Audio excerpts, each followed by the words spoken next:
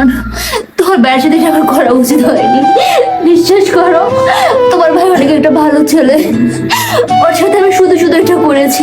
তুমি আমাকে বাসা থেকে বের করে দিও না জন।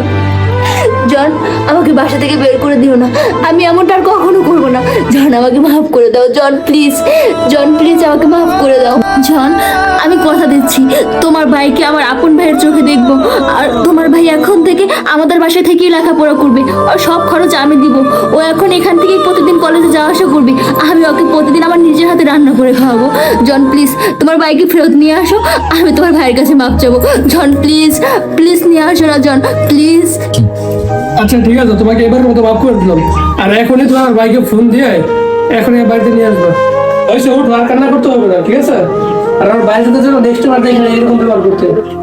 উঠো তাড়াতাড়ি উঠো, উঠো। ঠিক আছে